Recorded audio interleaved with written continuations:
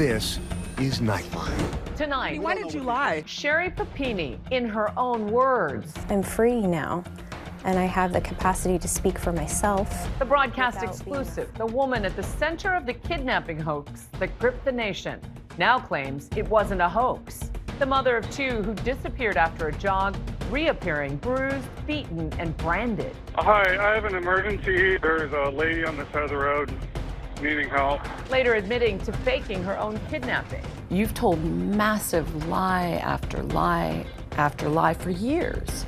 So why should people believe this version of your story? Now, what she claims really happened. It's time to tell the truth. Plus, I love it, Keke. One more smile this way. Keke Palmer, the Emmy Award-winning performer and star of this year's blockbuster buddy comedy, One of Them Days. No. You're denied. You're void. You're void. Let's go. I'm gonna kick your ass. Let's go. I'm gonna let her. Let her. You lucky she holding me back. Back in the studio with a new visual album. Welcome to the Keke Show. You know it's your girl. What I'm talking about, my life, my relationship, my growing, my evolution. And her confession about that viral moment with Usher. And that jaw-dropping moment, why Beyonce and Miley were together in Paris. From ABC News headquarters in New York, this is Nightline. Thanks for joining us. Tonight, the newest claims from Sherri Papini, the woman at the center of a dramatic kidnapping hoax, a manhunt, and a confession, hers. She claims her news story shows that her abduction wasn't completely a hoax after all. It's not a new version of events. I've always maintained that I was kidnapped and tortured. It is simply that I'm revealing the identity of my captor. Sherri Papini, who pled guilty to lying to the FBI after faking her own kidnapping, says this time she's telling the truth. You've told massive lie after lie after lie for years. So why should people believe this version of your story? I'm not actually asking anyone to believe anything. I just am free now, and I have the capacity to speak for myself without being afraid and without having to lie and not being as fearful as I have been before. She says now, without that fear, she's setting the record straight. In the course of the criminal investigation, they seem to uncover something of a history of you being dishonest, of you running away and embellishing details. How do you respond to those allegations?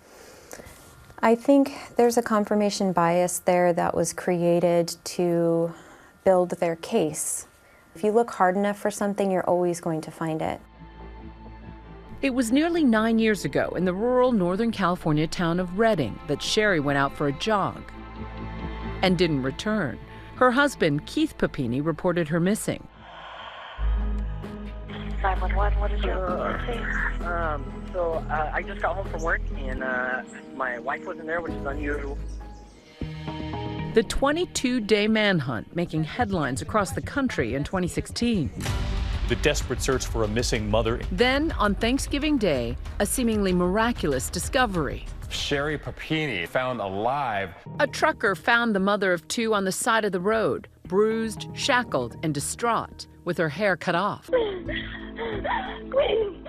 Please, Sherri, I need you to listen to me. Listen to me. Do you know where you are? No. I've been in the car. At the time, she claimed she'd been kidnapped, beaten, and tortured by two Hispanic women. Perhaps the most harrowing, branding marks on Sherri's back, which spelled out the word Exodus. It's been like a puppy, so this is like puppy. It hurts so bad. But her story began to unravel. Authorities found no evidence of the two suspects because she made them up. Originally, you said your captors were two Hispanic women. That lie had consequences. First of all, I'm so sorry. It was not my intention to cause harm to any race or any Hispanic person. But it wasn't about the race. It was about breadcrumbing law enforcement to get to James, who is Hispanic. The James she's referring to, an ex-boyfriend. Years later, in 2020, the surprising twist. Authorities matched DNA found in Papini's underwear to that ex, James Reyes. But Reyes told authorities Papini concocted the whole kidnapping and that she instructed him to buy burner phones so they could communicate. This is the moment investigators confronted her with the evidence. We talked to him. He's been on a polygraph. It's not an abduction. She asked me to come get her. No. I rented a car. No. I drove up and picked her up. He passed the polygraph test, Sherri. If that's not what happened, what did happen, Sherri? I don't know. No, there's no way it's James. There's no way. There's no way. The DNA doesn't lie. In her new self-published book, Sherri Papini Doesn't Exist, she claims her ex-husband Keith was emotionally abusive, manipulative, and controlling during their marriage, allegations he vehemently denies. Papini also says she had an emotional affair with that ex-boyfriend. It was just text messaging mostly, but we did have phone calls from time to time. As it progressively got more serious and he wanted more, I did not. Sherri now insisting that she was indeed held captive and tortured, but that James was her captor. When you were with the police, why not just tell him it was James? I was afraid. I was afraid of Keith, I was afraid of James, I was afraid of law enforcement. There was nowhere to turn for me. James, however, told authorities a far different story. I didn't kidnap her, a friend in need asked me for help, and that was that. He told investigators she planned everything, including those horrific injuries. She just hit herself with something, created a bruise or something. And I helped her. I didn't punch her or anything. How'd you help her? She just was just like, bank a puck off my head. So I shot a puck off her leg, lightly. He says Sherri slammed a hockey stick into her own face, then asked him to brand her back. I'm like, oh, this is probably gonna hurt. I've never done this. James can say that I asked for it, it's just not true. I didn't ask for it. And there are so many injuries that I couldn't possibly do to myself. Reyes has never been charged in the case. He did not respond to a request for comment from ABC News. The Shasta County Sheriff's Office telling ABC News James Reyes was interviewed extensively by the FBI and Shasta County Major Crimes Unit. Not only was he fully cooperative and forthright with his answers, but he passed a polygraph in verifying his statements. Adding, there is an overwhelming amount of evidence to prove that Sherri Papini orchestrated the entire event. Papini was afforded fair and unbiased due process. She is a convicted liar. What would you say if James is watching? It's time to tell the truth. I've done it. I've suffered for it. You watched me burn for it. Go to prison and lose custody of my children and ruin my entire life.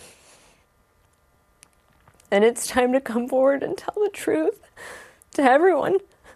In her book, Papini writes about an alleged sexual assault that she says happened when she was 12 and how it's impacted her life ever since, saying telling lies made her feel safe. It's a defense structure, so it helped construct my personality, and hiding behind the concealment of something.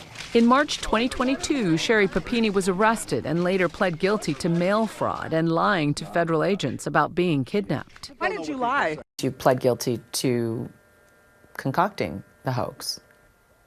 I didn't plead guilty to concocting the hoax. I pled guilty to lying to law enforcement officers, and their version of events is that I concocted a hoax. The plea agreement she signed says Sherri Papini knowingly planned and participated in her own hoax kidnapping and then made materially false statements to FBI agents about the circumstances of her disappearance. Her ex-husband Keith has spoken out several times, including to my colleague Matt Gutman after Sherri was released from prison. So why do you think that she essentially concocted this hoax, disappeared, beat herself to a pulp for 22 days, and then continued to lie about it for years?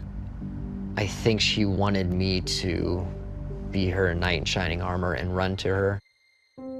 She wanted to plan a fake kidnapping, but in her version, I was supposed to find her. You say that he's controlling and he's manipulative, but he has publicly said that you're the one who's the master manipulator. You're the one who's lying throughout their marriage.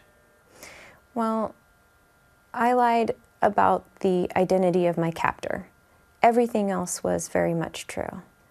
And fear is one of the greatest forces on earth. I was just afraid all the time. What was the danger for you to admit you were having an affair? What you're seeing right now. He has everything. He's taken everything. He's taken my children. Papini lost custody of her 2 young children when she went to prison. How often do you get to see them, and what's your relationship like with them? Unfortunately, right now, I get to see them once a month for an hour. Supervised? Supervised visitation. We're fighting to get that shifted, which I'm hopeful for. The couple is still locked in a bitter custody battle over her visitation rights. My position today is that she should not be along with the children. Now she's saying she was kidnapped again, but by James. But that is also a lie. This is literally the same thing she did in 2016. Or what are you trying to say to Keith in all this? You have to love your children more than you hate your ex. Just love them more than your hate for me. Sherri says she's trying to pay back the more than $300,000 in restitution and re-earn the trust that she's lost. First you blamed 2 Hispanic women, then you blamed yourself on a hoax, then you blame James, and then you blame your husband because of the fear of the husband. I don't hear a lot of the accountability. I think everyone involved in this case has culpability here, not just me. I've continued to take accountability by saying I lied, but I'm not going to say that it was all made up because that's just not true. When we come back, the multi-talented Keke Palmer imitates her own art by spilling the tea, boo, on that viral moment with Usher.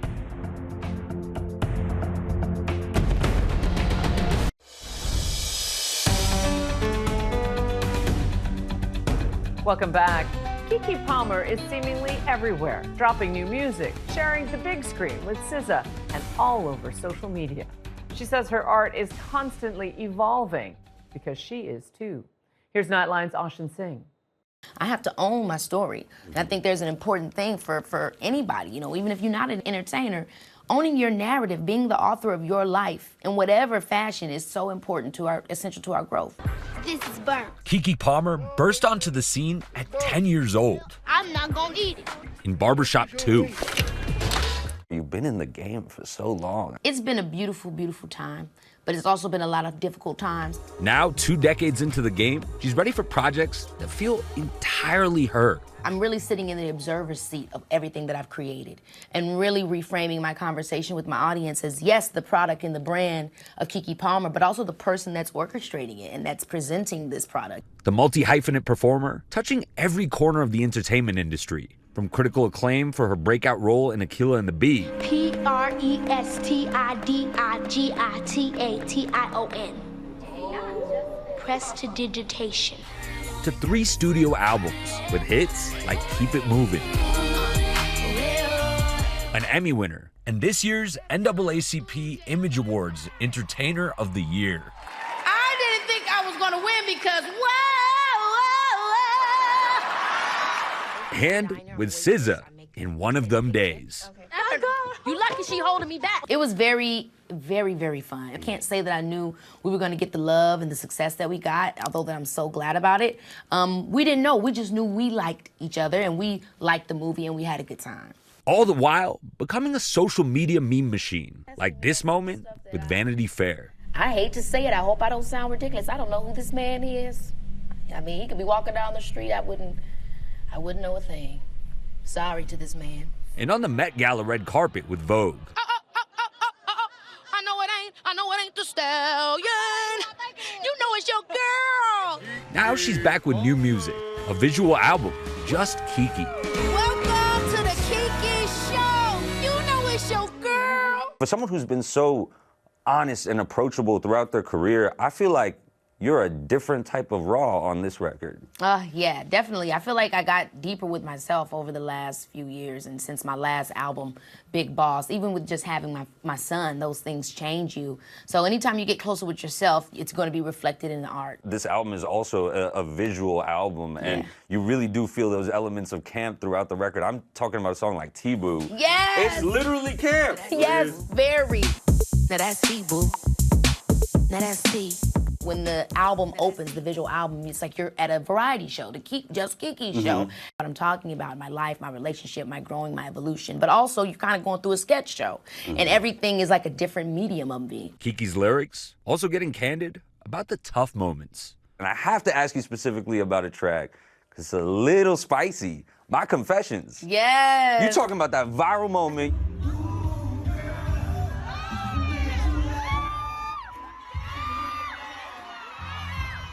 Her ex and father of her child, Darius Jackson, quick to react. There was a reaction that set the internet on fire.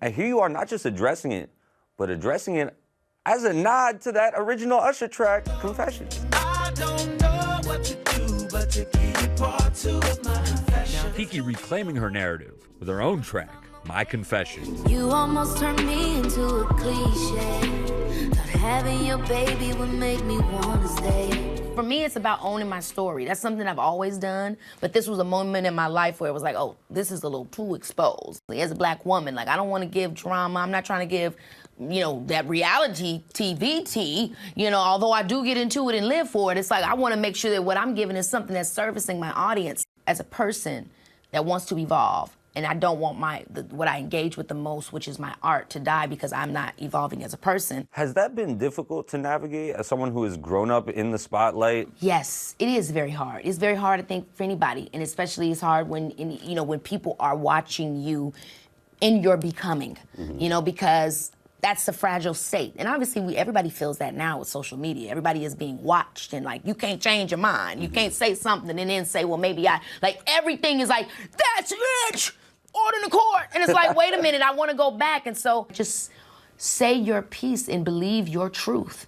And my mom used to always tell me, don't let other people's perception of you be your perception of yourself. You cannot allow other people's ideas of you to get into you because it'll stagnate you. When it's all said and done, what do you want your impact to be? At the end of the day, it's about what foundation did you make that others can stand on? And that's what I want overall my legacy to be, is that I was able to create something that was a launch pad for others. Our thanks to Ashen. Just Keke is streaming now on all platforms. And when we come back, Beyonce and Miley Cyrus on one stage. No wonder they call Paris the City of Light.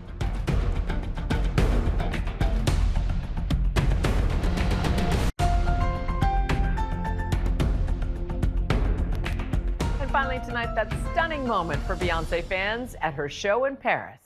I love you. I'm so grateful to watch you and to sing with you, Miss Miley. Beyonce with a thrilling surprise for her fans on her Cowboy Carter tour stop in Paris, bringing Miley Cyrus on stage. I'll be a backseat, baby, driving you crazy. The duo broke into Two Most Wanted, their duet from Queen Bey's latest album. Cyrus sharing highlights on Instagram and later posting, "Thank you, Bey. I'll be your shotgun rider for life." That's Nightline. You can watch all of our full episodes on Hulu. We'll see you right back here same time Monday. Thanks for staying up with us. Good night, America.